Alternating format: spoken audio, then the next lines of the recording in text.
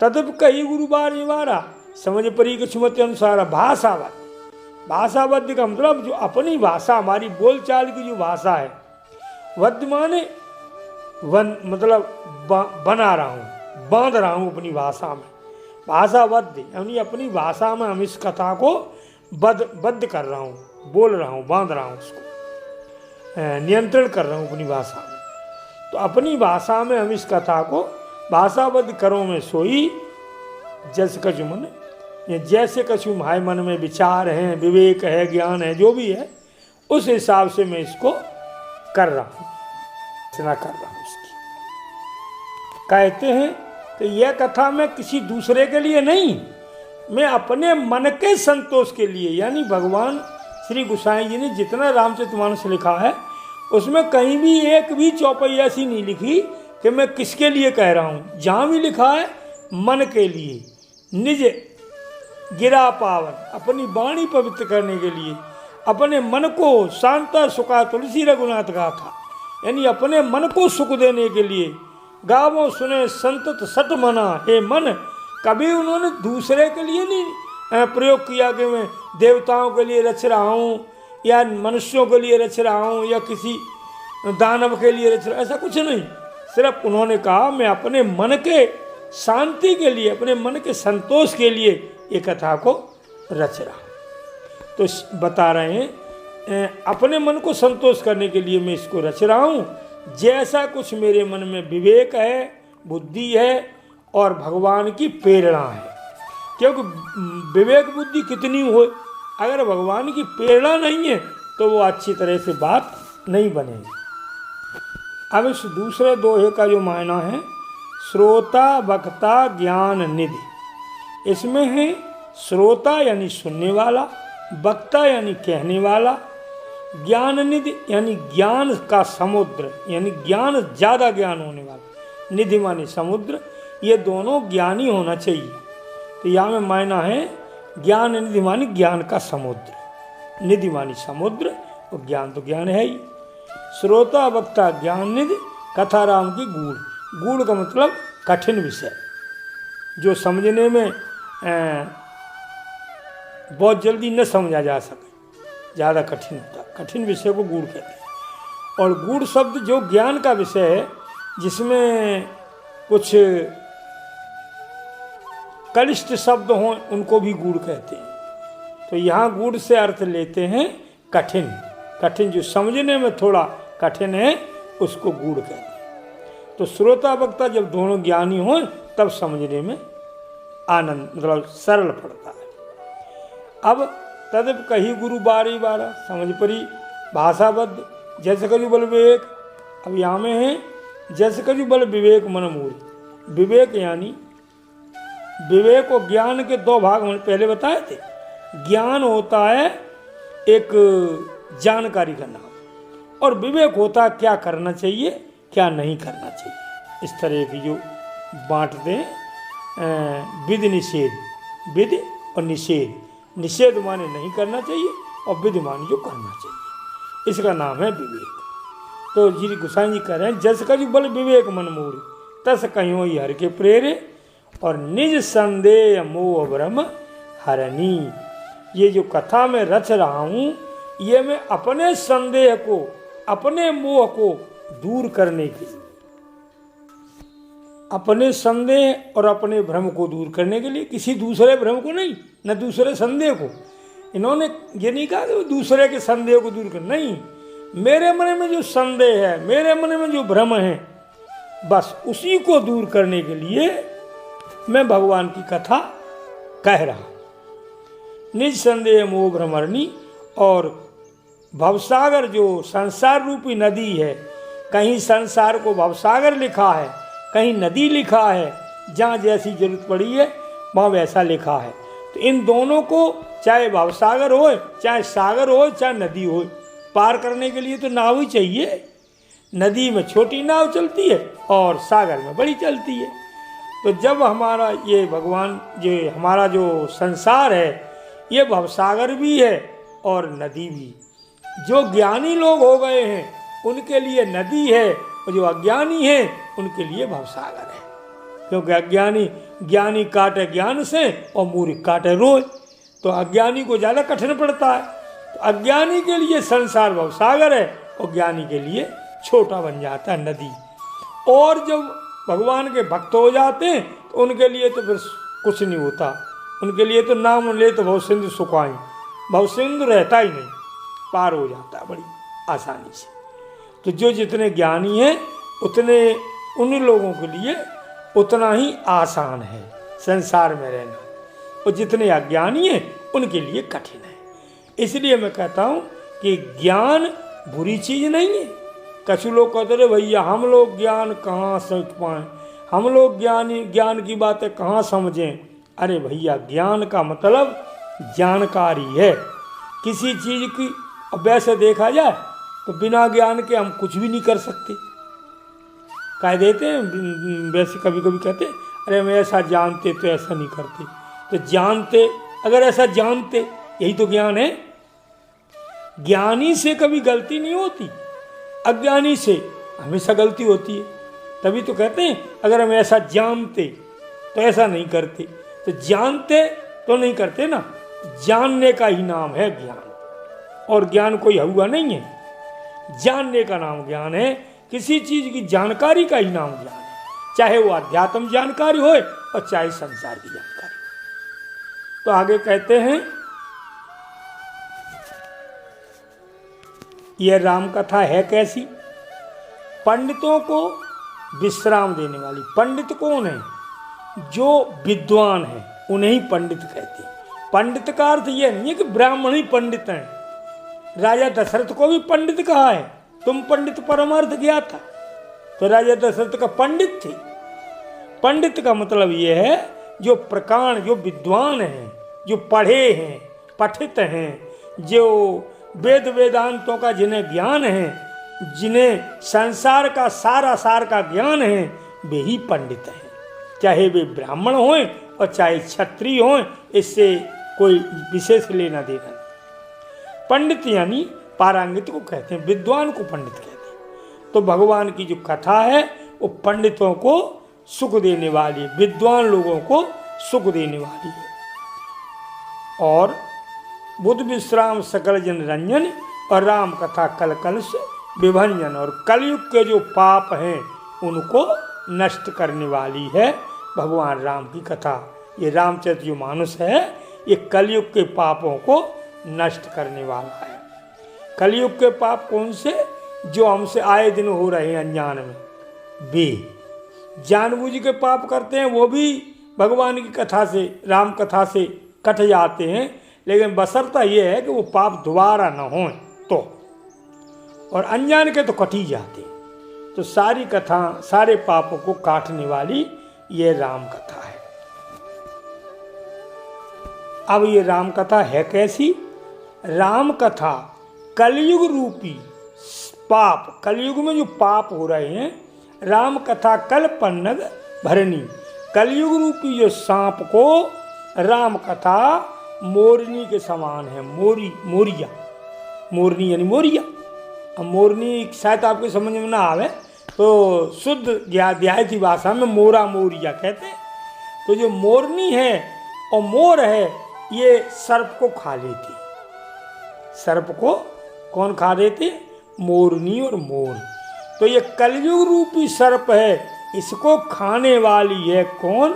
राम कथा।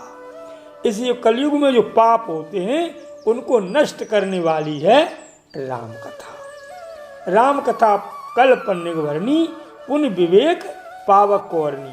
और विवेक रूपी यानी ज्ञान रूपी अग्नि को प्रकट करने वाली ये लकड़ी है। क्योंकि पहले पूर्व जमाने में ये माचिसें नहीं होती थी, तो फिर अग्नि कैसे प्रकट कर दी जाती थी? लकड़ी से लकड़ी रगड़ करके। हाँ, लकड़ी से लकड़ी रगड़ते थे तब अग्नि। जैसे वन में आज भी घने वन होते, उनमें कोई आग लग जाती, तो उनमें कोई आग लगाता थोड़े ही है, आपस में रगड़ती हैं हवा से, वे लकड़ियाँ आपस में रगड़ती हैं तो ये आग लग जाती है। तो ये अग्नि पहले जो है लकड़ी से रगड़ करके प्रकट होती थी। तो ये राम कथा जो है ये ज्ञान की जो अग्नि है उसके लिए प्रकट करने के लिए लकड़ी के समान है। अरणी का ये लकड़ी जिससे अग्नि प्रकट करी जाती है, पहले लकड़ी से ही प्रकट करी जाती थी। तो ऐसे ये ज्ञान रूपी अग्नि को प्रकट करने वाली है कौन? राम कथा। और कलयुग रूपी सर्प को भक्षण करने के लिए मोरनी के समान है कौन? राम कथा। अब इसमें मायने हैं कल राम कथा कल पन्नग, पन्नग माने सर्प, भरणी यानी मोरनी, और राम कथा कल पन्नग भरणी, पुण्य विवेक पावक को, पावक माने अग्नि, और अरणी माने अग्नि को प्रकट करने वाली मंथन, मथानी लकड़ी।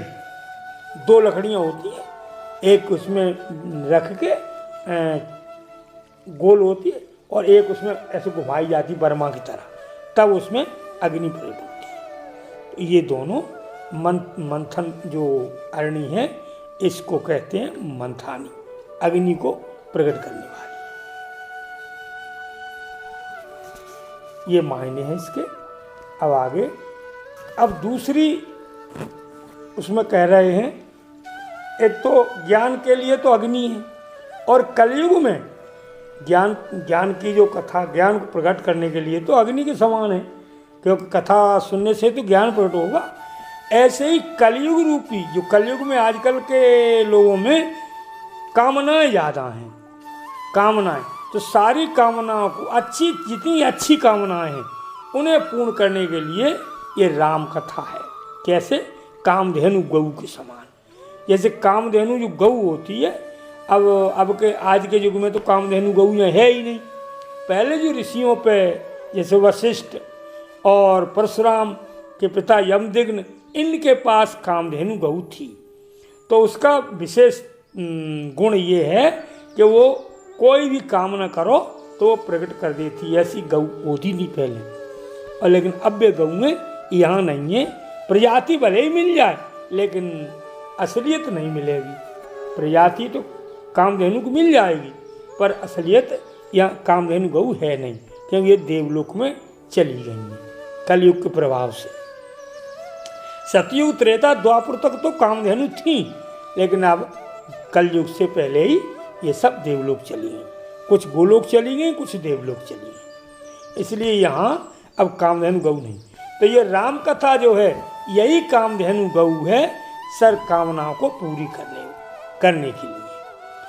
लेकिन अब जहाँ में ये नहीं है कि तुम कहो बैरी को नाश करवाएं, चाहो रामायण पढ़े करवाए दो, सुनियो ने। अच्छी अच्छी कामनाएं हैं, वे ही पूरी होंगी। भक्ति जनित कामनाएं हैं, वे ही पूरी होंगी। संसार जनित कामनाएं हैं, वे सब पूरी नहीं होंगी। क्योंकि संसार में तो अच्छी भी कामनाएं करते हैं लोग और बुरी भी करते हैं। तो बुरी कामना इससे पूरी नहीं होंगी, इससे कामना अच्छी पूरी होगी, जो भी होगी। और वे भी तब होंगी जब श्रद्धा भक्ति के साथ इन्हें पढ़ा जाएगा, सुना जाएगा तब। हाँ, जैसे कई चौपाई हैं, हाँ, इसी मानस में बहुत सी चौपाई हैं। राम कथा जे सुने जे गावे, सुख संपत्ति नानाविध पावे। तो ये सुख संपत्ति कौन सी है? ये सुख संपत्ति है ब्रह्म ज्ञान, भक्ति।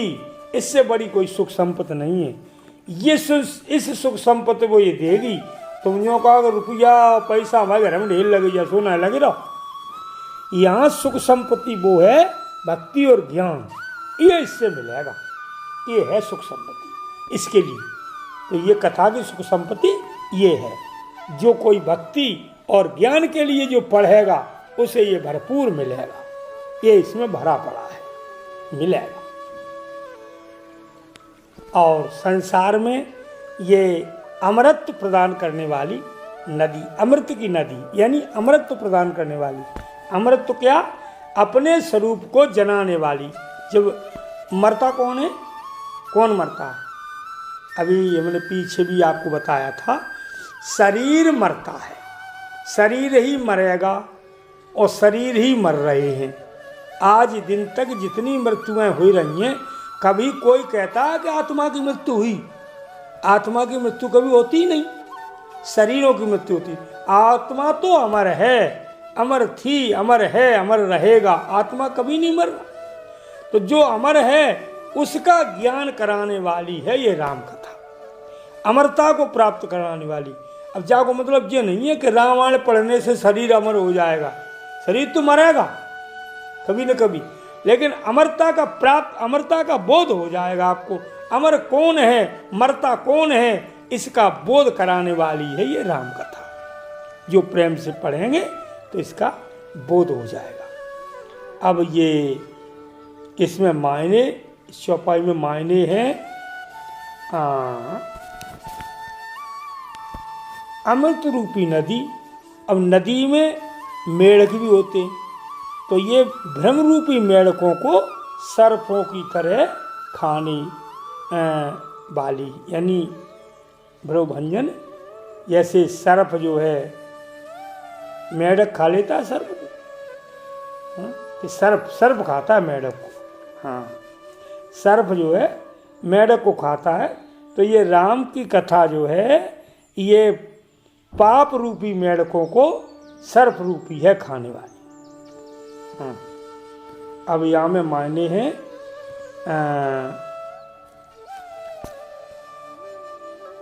वसुधा कहते हैं पृथ्वी, सुधा कहते हैं अमृत, तरंगन कहते हैं नदी, और भ्रम तो भ्रम है ही, और भेक कहते हैं मेढक, और भुजंगिन कहते हैं सर्प। ये मायने हैं इसमें। और ये राम कथा कैसी है? पापों की सेना, जो पापों की सेना है, उन सबको, जैसे देवताओं ने असुरों की सेना को नष्ट कर दिया था, ऐसे ही ये राम कथा पापों की सेनाओं को नष्ट करने वाली है। और देवताओं का उद्धार, यानी देवता ने असुरों को मारा, भगवान ने असुरों को मारा और देवताओं का उद्धार किया। ऐसे ही हमारे मन में देवत्व को जगाने वाली है और असुरत्व को नष्ट करने वाली है। हमारे अंदर जो देववृत्ति है उसको जगाने वाली है, और जो असुरवृत्ति है उसे नष्ट करने वाली है। ऐसी ये है राम कथा। और इसमें मायने नरक यानी नरक, पाप पुण्य को नष्ट करने वाला। निकंदन माने नष्ट करने वाला। नरक के पापों को भी, जो नरक क्या है, जब हम पाप करते हैं तभी तो नरक मिलता है, तो ये हमारे पापों को ही नष्ट कर देगी, तो हम नरक में क्यों जाएंगे? यानी नरक में जो दुख मिलते हैं वो पाप के वजह मिलते हैं, और जब हमारे पाप ही नष्ट हो जाएंगे तो नरक में क्यों जाना पड़ेगा? ये भगवान की कथा हमारे पापों को नष्ट कर देती है, यानी नरकों का जो दुख है उसको नष्ट कर देती है। निकंदन माने नष्ट करने वाला। और सज्जनों के लिए जड़ी, जो रोगी हैं उनके लिए जड़ी बूटी के समान, दवाई के समान है। रोगी कौन से?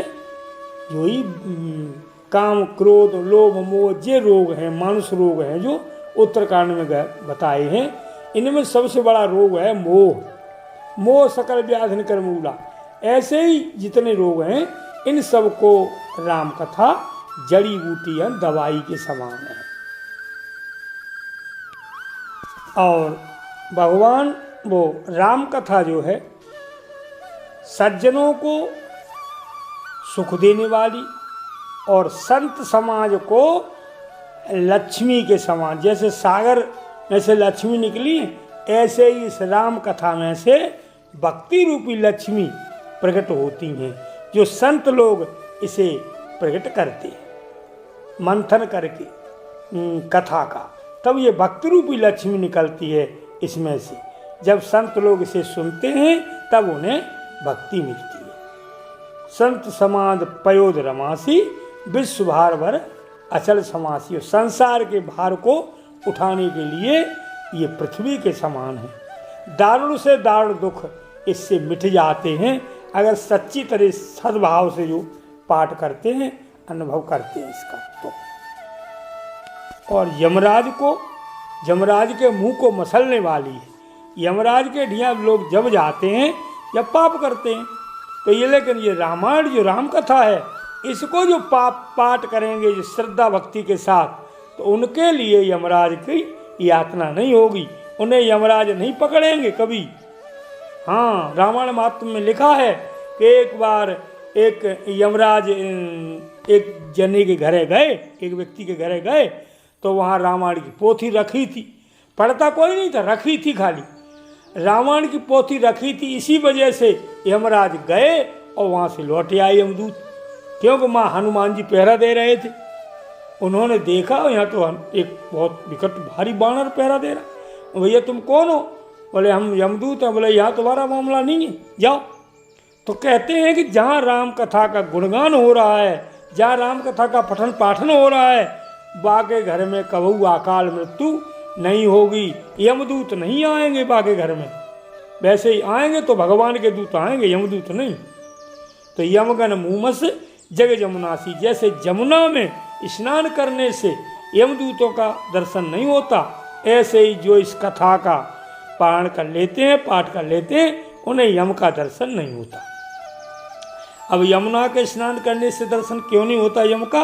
ये वरदान मिला है यमुना को। यम की बहन थी यमुना, तो उन्होंने वरदान मांगा था कि जो भी मेरे में स्नान करे उसको आप दर्शन नहीं देंगे, उसके लिए आप नहीं आएंगे लेने के लिए। तो यमराज वचनबद्ध हो गए हैं कि जो कोई यमुना में सतपूर्वक स्नान करेगा भक्ति भाव से, तो उसके लिए यमराज का दर्शन, यमराज उसे लेने नहीं आए। लेकिन इसका मतलब ये नहीं है कि चाहे जैसे कर्म करो और यमुना नहाए आओ तो यमराज नहीं लेना आएंगे, ऐसा नहीं होता। हाँ, जो सच्चे भाव से सत्यवृत्ति से रहे हैं वे फिर यमुना स्नान करें और या न करें, उन्हें यम नहीं लेने आए। ऐसे ही गंगा का हिसाब है। गंगा में पापों को दूर करती है गंगा, लेकिन उल्टे कर्म करो गंगा नहाए तो नहीं दूर होंगी।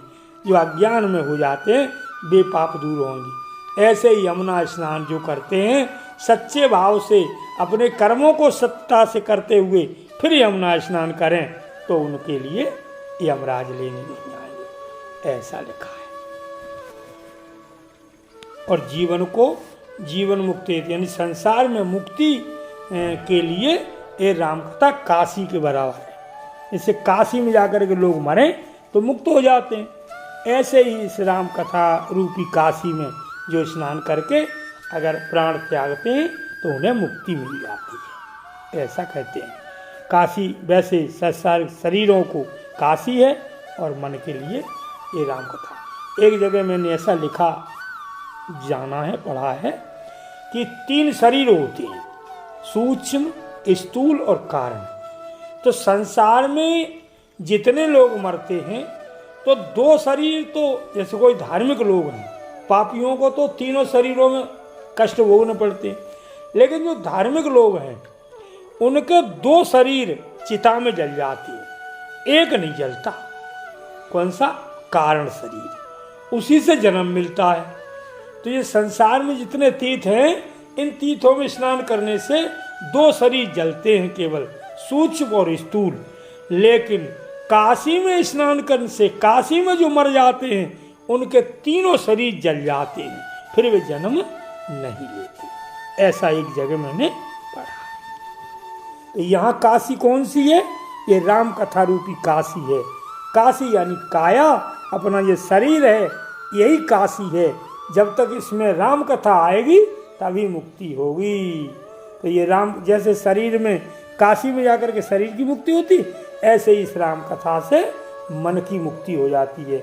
जहाँ मन नहीं रहा तो फिर शरीर का एका, मन से ही तो शरीर मिलता है, मन के पापों से ही तो तन मिलता है, और जहाँ मन ही समाप्त हो गया तो फिर तन क्यों मिलेगा?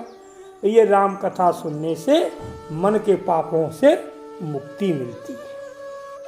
राम को सबसे, जो भगवान विष्णु हैं, राम हैं, कृष्ण हैं, इनको सबसे प्यारी है तुलसी मैया। तुलसी के बिना ये भोग नहीं लेते। ऐसे ही भगवान की जो कथा है वो राम को तुलसी के समान प्यारी है, और तुलसीदास के लिए उनकी माता के समान हित करने वाली है। उनकी माता का नाम क्या था? हुलसी। तो हुलसी जो उनकी माता हैं उनके समान हित करने वाली है तुलसीदास के लिए ये राम कथा।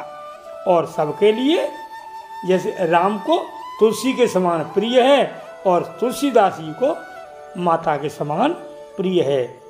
शंकर भगवान शिव प्रिय मेकल शैल सुतासी, और भगवान शंकर को जैसे पार्वती प्रिय हैं, हाँ ऐसे ही उन्हें राम कथा प्रिय है। शिव प्रिय मेकल शैल सुतासी, शिव प्रिय मेकल शैल सुतासी। मेकल कहते हैं नर्मदा, नर्मदा से नर्मदा भी शंकर को प्यारी है और शैल सुता पार्वती हैं। तो ये दोनों सुताएं यानी नर्मदा और पार्वती भगवान शंकर को जैसे प्यारी हैं, ऐसे ही भक्तों को राम कथा प्यारी है। जो भक्त हैं उनके लिए शिव प्रिय मेकल शैल सुतासी और सकल सिद्ध सुख संपत राशि। संसार में सब तरीका की सिद्धियां देने वाली है ये राम कथा, और सुख संपत्ति की राशि यानी ज्ञान का भंडार देने वाली। भक्ति और ज्ञान दोनों इससे प्राप्त होते हैं, और संसार में जीव के लिए सबसे बड़ा सुख है भक्ति, और सबसे बड़ा दुख है बंधन, मुक्ति और बंधन। तो भक्ति जो है भगवान की कथा से भक्ति और ज्ञान दोनों मिलेंगे, तभी इस भवसागर रूपी जो जन्म मरण रूपी जो कष्ट हैं उनसे जब ही मुक्ति मिलेगी। इससे बड़े कोई कष्ट हैं ही नहीं, क्योंकि जन्म और मरण के बीच में जितने कष्ट होते हैं वे जन्म और मरण के बीच में ही तो होते हैं, और ये राम कथा से जन्म मरण दूर हो जाता है, नमस्ते समाप्त हो जाता है। और देवरमणि देवगुण जैसे देवताओं की माता कौन है?